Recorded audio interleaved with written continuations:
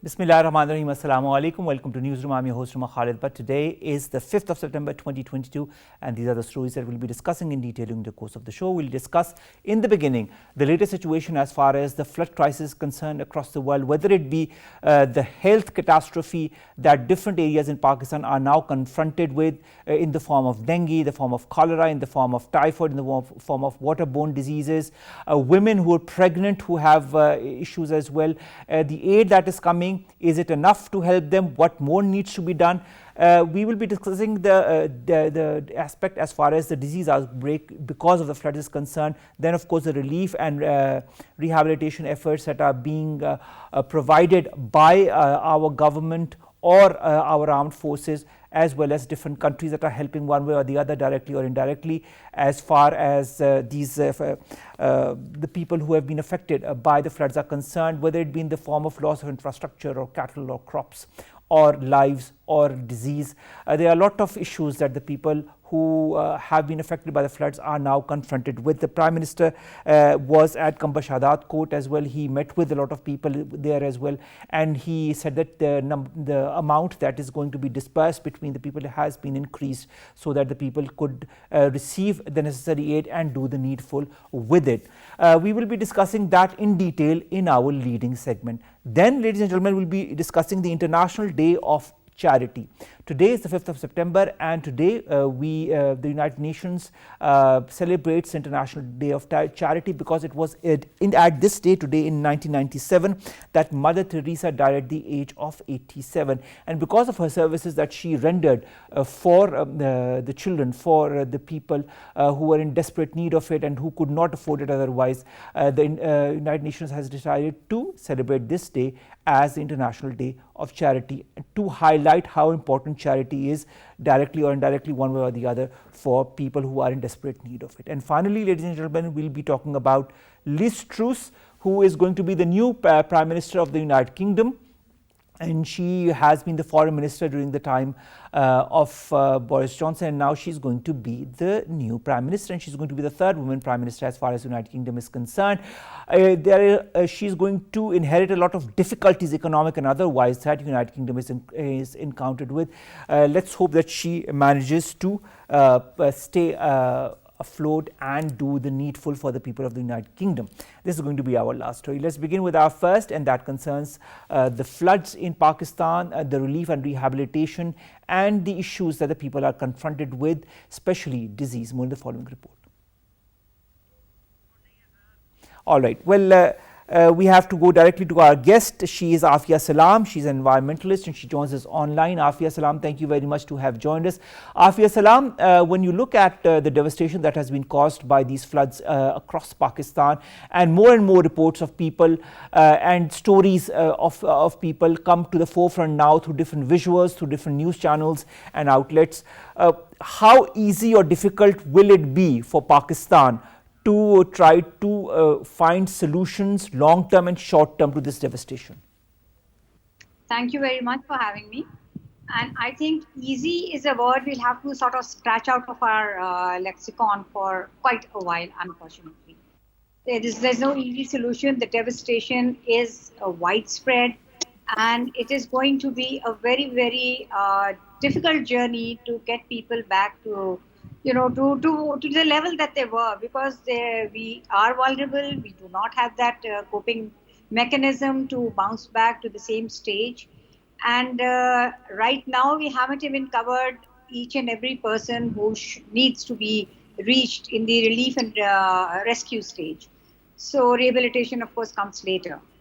So I don't see any easy solutions over here. We need to reach all the people. Our whole country, I mean, the third of our country is underwater.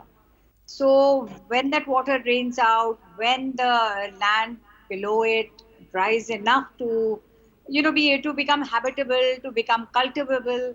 So these are all these very, very difficult questions that are staring us in the face. But right now, nobody has those answers because we haven't even come to terms with the scale of the disaster that is there unfolding before our eyes.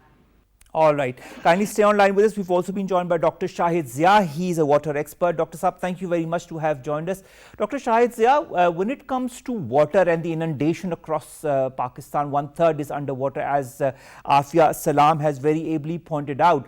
A lot of diseases are now coming up because of the unclean water. The Khyber Pakhtunkhwa government has plans to start cholera vaccination, but of course we've heard of cholera outbreaks across different parts of the country as well. Then there is dengue, then there is so many other diseases that are waterborne because of A, unclean water, and B, because of all the diseases that come to the forefront because of the presence of such a lot of water in different areas. How can the government, how can the private sector encounter this and counter this, and what are the measures that need to be taken in your point of view? As Dr. Sama mentioned, it's a huge sort of challenge for the government, for the people of Pakistan, to support more than 30 million people out there waiting for our support. It's more than maybe most of the countries of population, most of the countries in the Western and rest of the world have. So it's not that there's no easy answer, but we are really feeling strong because of the people's support that is coming from all corners of Pakistan. So everyone is trying to support, everyone is trying to contribute in terms of money if they cannot go there to support the people who are in need. What we need to see is these next couple of weeks are important, how actively we can provide the early relief to our people. That comes as saving lives, providing them food and shelter, and protecting them from the waterborne diseases. But Dr. Saab, when you look at the statistics that the government has shared with us as far as the waterborne diseases are concerned, skin ailments, diarrheal diseases in flood-affected areas, 149,551 with diarrheal disease, 142,739 with skin infections, 132,485 cases of respiratory diseases, suspected malaria around 50,000 cases, 101 cases of snake bite, 550 cases of dog bite, 600,000 people reported with various illnesses at medical camps, and 185,274 cases of other illnesses. A lot of illness is spreading because of this accumulation of water and waterborne diseases. Can the people do something on their own, or do you feel that there need to be medical camps established at the earliest to help the people in need? Our team is also out there in Rajanpur, and just before coming here, I received a report that every day more and more doctors, people with medicine coming to support the people. Those who are lucky to be in the camps established by the Punjab government and other governments, particularly I'm talking about South Punjab, where we are present, and then I'm getting the fresh information from the field. Most of the camps are covered for medical help. They even provided support to our activity, to strengthen our activity, and then helped us to cover more people. I'm not a medical doctor to comment on it, but what I'm seeing is that in this kind of situation, these are the major challenges any country, any area that would be affected by flood would face. So we feel that within a week or so, in most of the areas where drainage facility is good, the water will start receding. And in those areas where we have messed up our drainage badly, like in Sindh, more than 75% drainage is choked. or that was not functional. In the areas of Punjab where the drainage was in a better condition, the loss is relatively less than those areas where the drainage facilities were choked. I feel that we have inadequate drainage facility, or we failed to invest in the past in the drainage. It's very hard when it comes to the condition when the floods hit the country to stop that. We can only minimize that risk. But with the drainage, we can minimize the risk of to our crops, to our the people's lives. So wherever the water recedes early, we face less challenges to the lives. All right, but nevertheless, there's another challenge that I'd like to ask Afia Salaam about. You know, being an environmentalist and seeing the whole ambit of disaster that Pakistan is confronted with because of climate change and because of climate change induced events like floods and like excessive rains.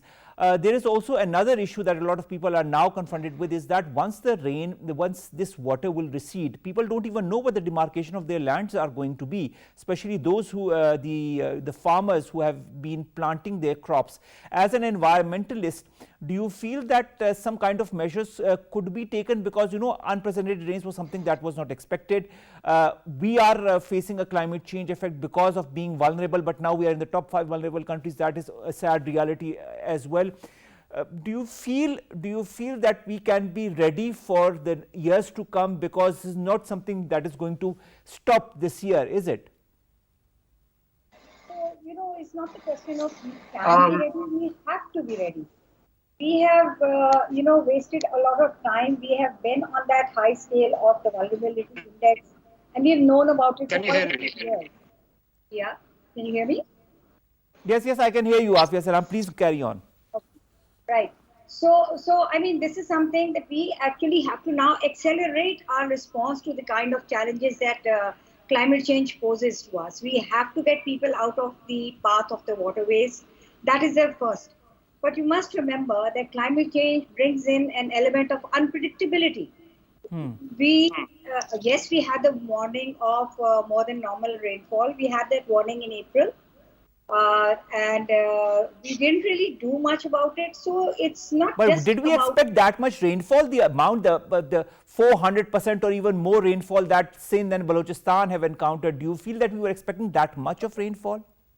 This is what I mean, that unpredictability is that amount. Of course, that is a factor. But we know that it was going to be more than normal. And in Pakistan, even normal rain, you know, it inundates our cities and our towns because of the bad, as Dr. Sabir mentioned, the drainage structure and the, you know, or rather no drainage structure in many places, or it's a choke, you know. So it's not just a measures that we will have to take or related only to climate change or to laws. It is the governance infrastructure that also needs to be looked at and strengthened and overhauled, because these are micro level interventions. You cannot use a broad brush and say, okay, now nobody will stay here. Now, who is going to ensure that you're not going to stay?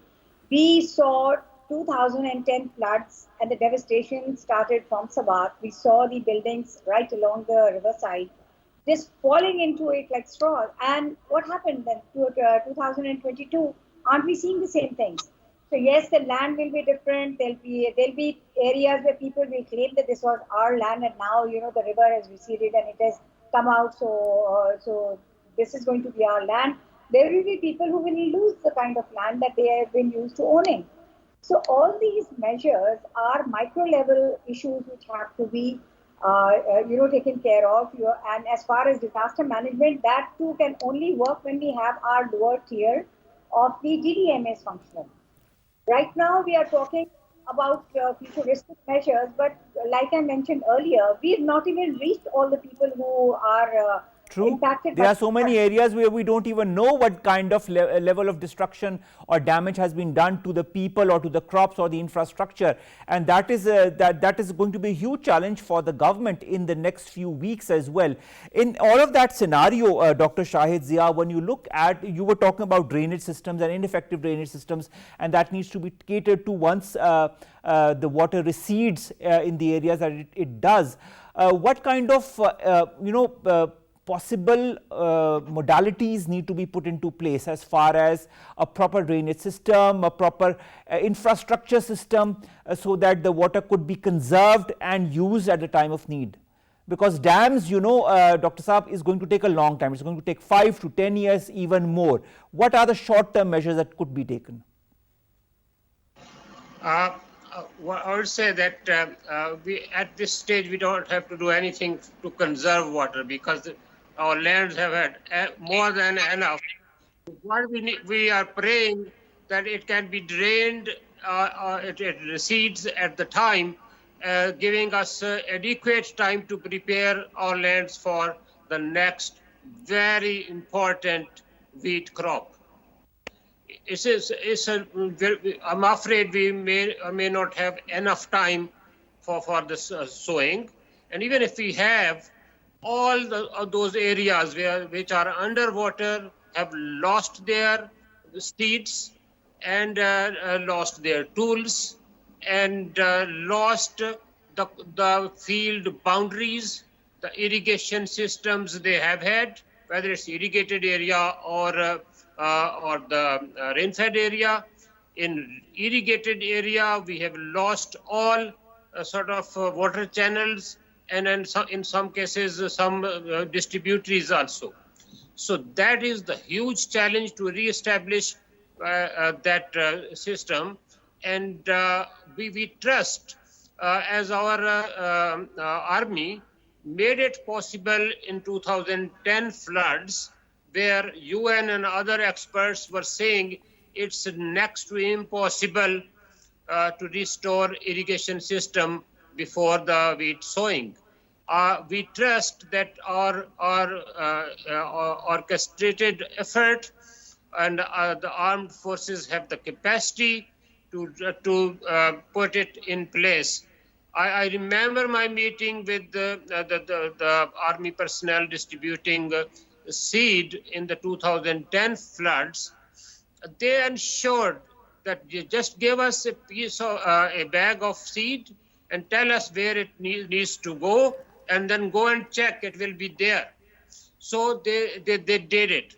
Now our government have to put this demand. If we don't have adequate seed in the country, we'll have to manage it in time, so that we should our farmers have the wheat sowing and have the good crop next year.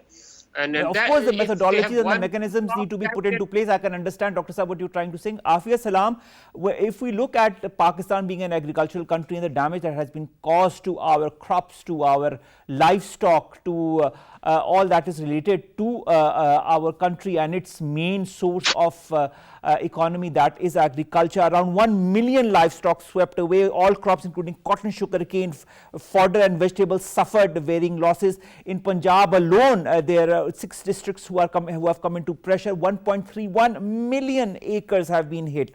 How can we prepare ourselves and be climate ready or environment issue ready for the future?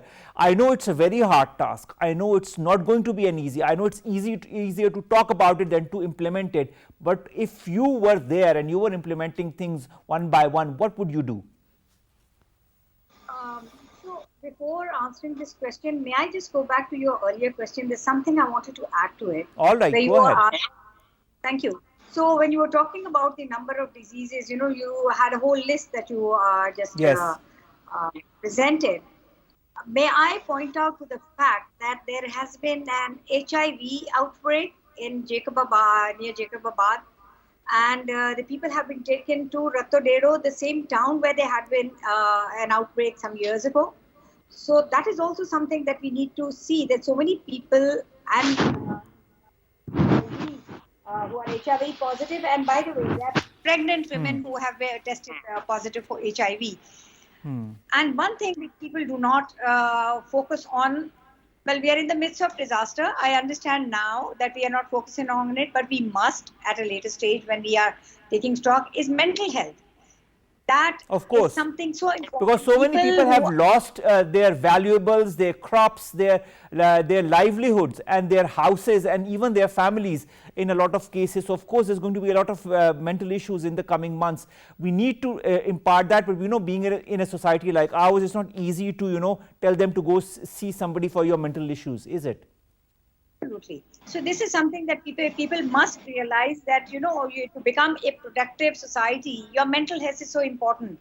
And there will be children who will grow up fearing the sound of water gushing in. There will be children who will not be able to, look at any insect and not become very scared. So there are so many ramifications.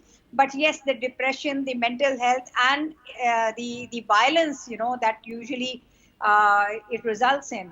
So we have to take in those things into account. Now, to your question about how can, we are an agricultural country and how do we prepare? There is something known as climate smart agriculture. Again, these things seem very futuristic. These seems almost, aspirational. When we are absolutely in the midst of disaster and there's water all around, and as Dr. Shahid has mentioned that, to have it drained and to have the land ready. Now, he mentioned the armed forces taking the seeds, but then there has to be a land ready to receive those seeds. I don't see that happening. I don't see that happening just yet. I, more than anybody else, would like to be proven wrong. I pray that I am wrong and the water is drained out. The land dries up and we are able to plant seeds. But we have also, because of the heat wave that preceded this, we lost a lot of crop. We lost the yield, the productivity of the land declined. So an agricultural country, a wheat producing country, was going to import wheat in any case before this disaster struck us. So we have to change our cropping methods. We have to mix the grains, which so many of the climate, the agriculturists who understand climate change have been calling for, that we have to not rely only on wheat, because that is a very dangerous dependency. And this is something that we have built over the last 2 or 3, maybe even 4 decades, because it's one of the easiest things to just grow wheat and depend on it. And because it assures you your food security, and it also becomes your cash crop. So all those models need to have, a relook. And we have to get people who understand the new ways of doing agriculture with the uncertainty of climate change, maybe shorter rotate crop cycles, because we've also been struck with this pre-monsoon phenomena for the past 5 years, where we've been having heavy rains as well as hailstorms in March when you had a standing crop ready for harvesting. And that had caused a lot of damage. So there are these every other year you're experiencing something new, and climate change adaptation is always, it's going to be to stay ahead of the curve, to take the predictions very, very seriously, and also to stay connected, to work in a coordinated manner, because right now I don't see that coordination. For this present disaster, that department had given a sample warning, but were we ready for it? I don't think I need to answer that question. All right, Afia, Salaam, I'd like to extend the same question, but in another format. In this whole, climate ready situation that we need to be in and involved in, so as to, defer the effects of climate change in the years to come, do you feel the climate change is going to further exacerbate Pakistan's climate or Pakistan's infrastructure in the years to come? Is what we are seeing this year just a small image of what we could also see in the years to come? So we have been seeing these things, but in pockets. Glacial lake outburst floods have been impacting Gilgit-Baltistan and Chitral for the past 4 to 5 years. that hasn't really impacted the rest of the country. So we weren't really, the rest of the country wasn't paying attention, except of course the climate change experts and the environmentalists and those who write about these issues and talk about these issues. Similarly, this pre-monsoon phenomena was not really known across the country. It was happening in parts of central Punjab and Thal, those areas. The drought that the Balochistan and Tharparkar faced some years ago, that also did not impact the entire country. But right now, the disaster is actually impacting each and every part of the country, at least each and every province of the country. Yes, there are parts of the country which are immune to it, but don't forget, just 2 or 3 months down the road, those parts will be impacted by another manifestation of the changing weather and climate, and which is going to be the smog that settles on the central Punjab plains. The sea storms in on Balochistan coast and Sindh coast, Thatta, Badeen, are becoming more frequent, more ferocious. So, yes, we do know we are being impacted, and there is a reason, because that's a very scientific calculation which draws up the vulnerability index by this German think tank called German Watch.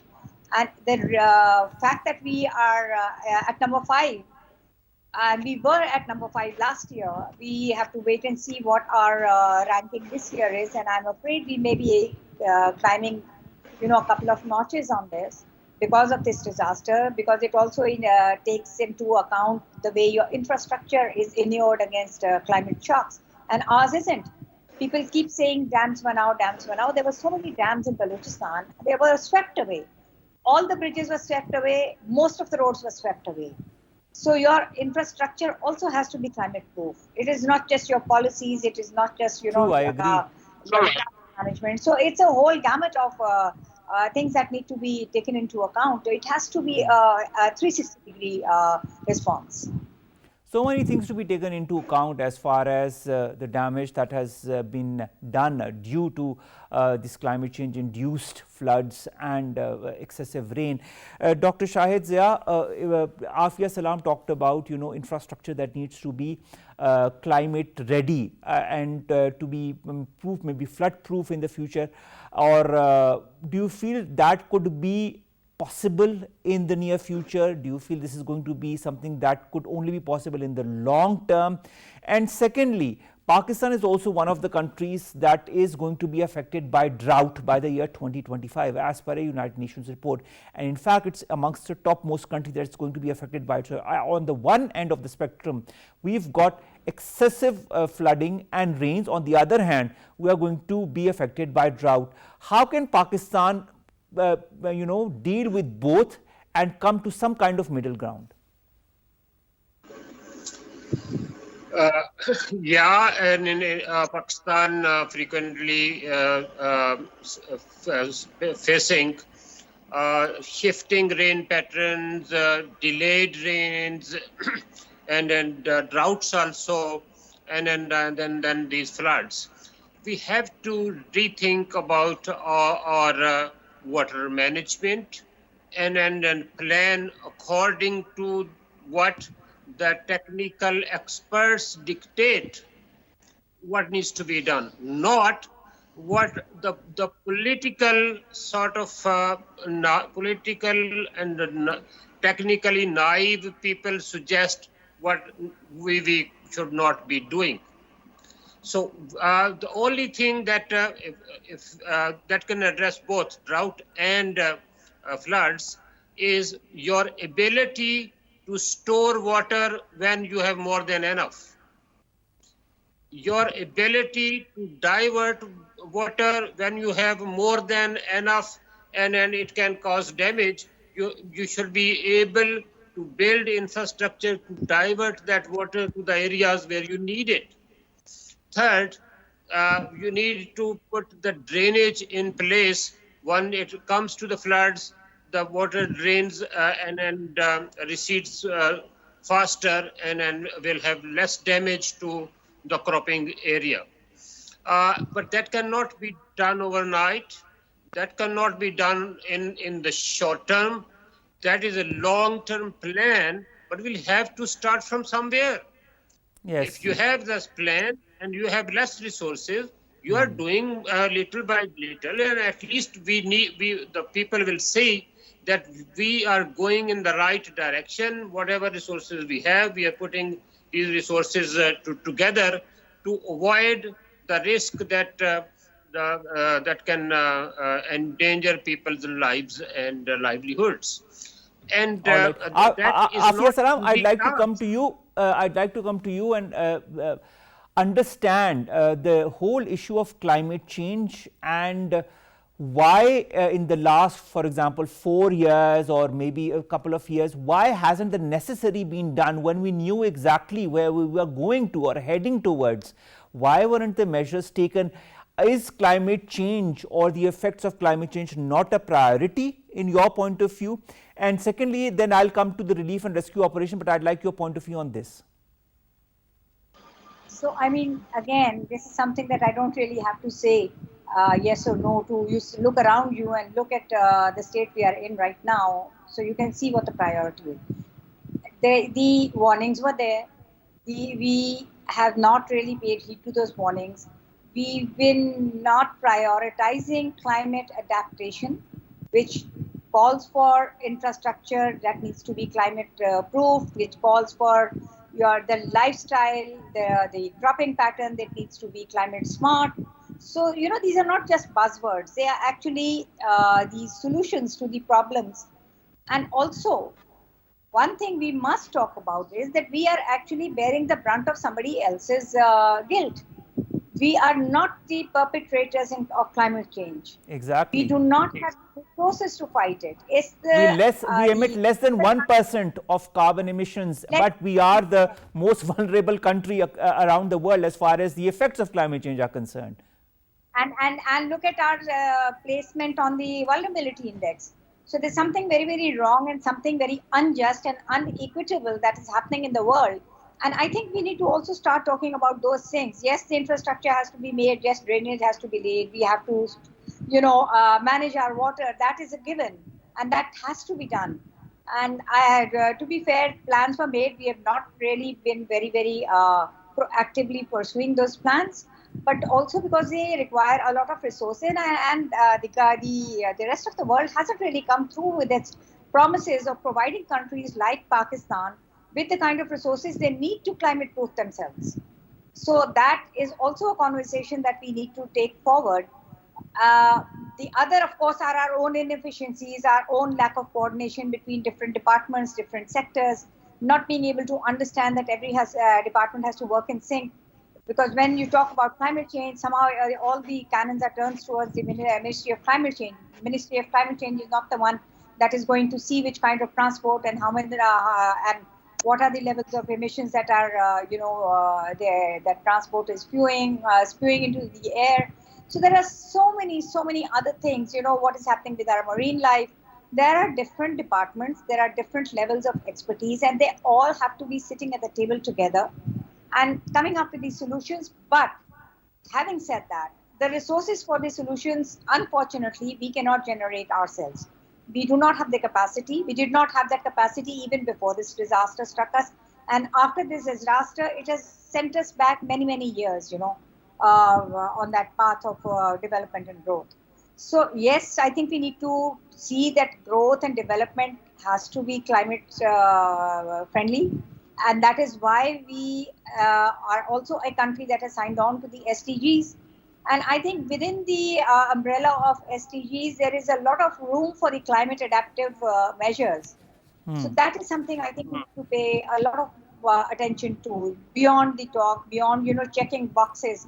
I agree. A lot of attention needs to be put into coordination as far as alleviating the effects of climate change are concerned, and to be future-proof as far as Pakistan being one of the most vulnerable countries due to climate change is concerned, whether it be water issues, whether it be environmental issues, whether it be all the other issues concerned, waste disposal, and so on and so forth. There are so many things that need to come together as tandem, and there needs to be a centralized structure that needs to cater to that, along with other departments that help it out, of course, as per the demand and request. But nevertheless, at at this moment in time, Pakistan needs all the support it can garner. We've gotten support from different countries, from different organizations, whether it be the United Nations and its different sub-organizations that are helping, whether it be different countries that are sending aid, whether it be different countries that are sending goods as far as the people are concerned. The world is slowly and steadily coming to the aid of Pakistan. I hope they will come to the aid of Pakistan with enough supply so that the people who are devastated by it could get the necessary help. Thank you very much, Afia, Salaam, Environmentalist, and Dr. Shahid, water expert, who have joined us, to have talked to us about this flood and environment, huge environment calamity that has engulfed Pakistan, whose effects we are only seeing with the number of casualties that is slowly and steadily increasing in number all across Pakistan. All we can do is stay as one and try to do our level best in order to alleviate this crisis. Let's come to our last two stories very quickly. The first is the International Day of Charity that is being celebrated across the world today, and this is a day that has been designated by the United Nations because this was the day when Mother Teresa passed away in the year 1997 at the age of 87. It is also because the United Nations wanted to recognize the role of charity to alleviate humanitarian crisis and human suffering within and among nations, and also recognize the efforts of the charitable organizations and individuals, including the work of Mother Teresa. Charity is extremely important. Charity, whether it be in the times of floods right now that Pakistan is confronted with, or other issues, whenever we see people around us that are in need, charity starts at home and then extends beyond in the society and across the country and even beyond. We need to be charitable and we need to have that heart to do more for people around us, just like Mother Teresa did. And finally, ladies and gentlemen, Liz Truss has been named as the United Kingdom's next Prime Minister. On Monday, she's won a leadership race for the governing Conservative Party when the country is facing a lot of crisis, industrial unrest, and also a recession as well. She won by 81,326 votes to 60,399. Now she's going to take over very soon, and there are a lot of demands from her. There are also demands for her for fresh elections, which apparently she's not going to concede to. Nevertheless, she has a lot of issues that the country is confronted with, whether it be on the economic front or otherwise. Let's wish her all the very best, and of course she becomes the third woman to become the Prime Minister of the United Kingdom. So all our very best from Pakistan to the United Kingdom and Liz Truss. With that, we come to an end of today's newsroom. We'll see you inshallah tomorrow with news story segments that pertain to us, you in Pakistan. Stay strong to all of you who are confronted with all the challenges because of this current flood disaster. We'll always be there for you, and we need to be as one. Allah Hafiz.